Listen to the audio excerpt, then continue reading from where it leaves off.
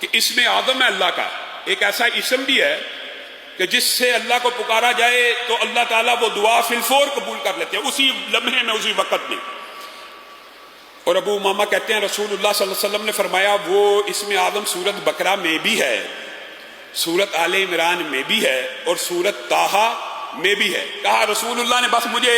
میرے سامنے یہ بات کی تو میں سورت بقرہ کھول کے بیٹھ گیا، سورت آل عمران کھول کے بیٹھ گیا، سورت طٰہٰ کھول، یہ صحابی کا قول ہے۔ رسول اللہ سے سنا اور اس کے اوپر غور و فکر کرنے لگے کہ یہ کیا رسول اللہ نے بات کی ہے۔ کہا پھر میں سورت بقرہ کی اس آیت پہ پہنچا، اللہ لا الہ الا هو الحی القیوم، تو میرے ذہن میں آیا کہ اسی سے ملتی جلتی دو آیتیں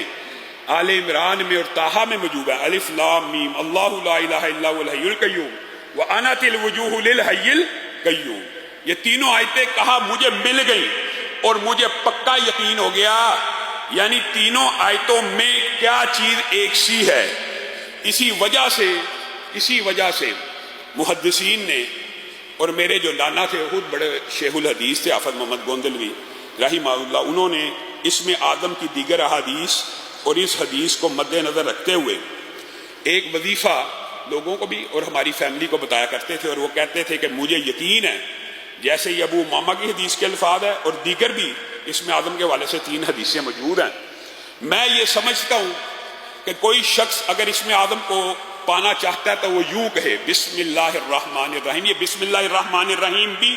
شامل ہے، الف لام میم اللہ لا الہ الا هو الحی القیوم یا واحد یا ذا الجلال والاکرام، یہ مشکل نہیں ہے، بسم اللہ الرحمن الرحیم الف لام میم اللہ لا الہ الا هو الحی القیوم یا واحد یا ذا الجلال والاکرام۔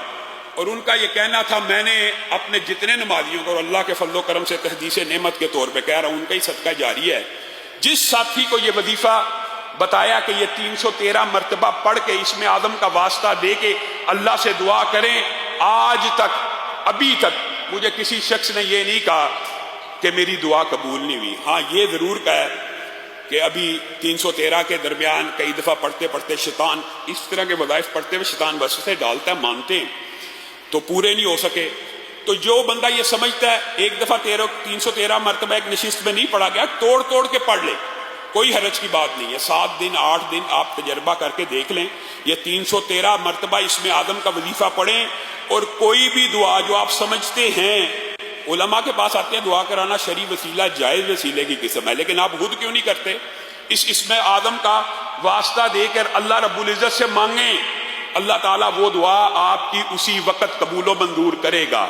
آج کے بعد یہ اللہ کا اسم ہے، یہ اللہ کے نام ہے، ابو امامہ کی اس حدیث سے اور محدثین کے استدلال سے آج کے بعد زندگی کے اندر اس وظیفے کو بھی اپنا لیجئے۔ اور اسم اعظم کے حوالے سے جو باقی دو روایات ہیں، ان میں سے ایک روایت یہ بھی ہے کہ رسول اللہ صلی اللہ علیہ وسلم کے سامنے ایک شخص نے کہا، اللہم انی اسألک بانی اشہد انک انت اللہ لا الہ الا انت الاحد الصمد الذی لم یلد ولم یولد ولم یکن لہ کفوا احد۔ یہ وظیفہ بھی قاری صاحب موجود ہیں جو معتکفین ہیں وہ قراء سے یاد کریں، اور جو ابھی تیزی سے یاد نہیں کر سکتے اس کو اسم اعظم کے اس وظیفے کو بھی اپنے ذہن میں رکھ لیں، لا الہ الا انت الاحد الصمد الذی لم یلد ولم یولد ولم یکن لہ کفوا احد۔ تو رسول اللہ صلی اللہ علیہ وسلم نے فرمایا تھا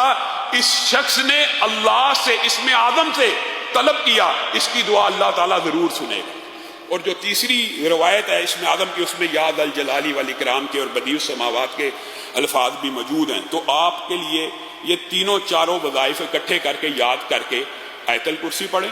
یہ بسم اللہ الرحمن الرحیم الف لام میم اللہ لا الہ الا هو الحی القیوم یا واحد یا ذا الجلال والاکرام پڑھیں، اور یہ جو وظیفہ آپ کے سامنے رکھا یہ پڑھیں۔ اللہ رب العزت سے جو دعا کرنا چاہیں اسم اعظم کے ذریعے سے اللہ رب العزت قبول کرتا چلا جائے۔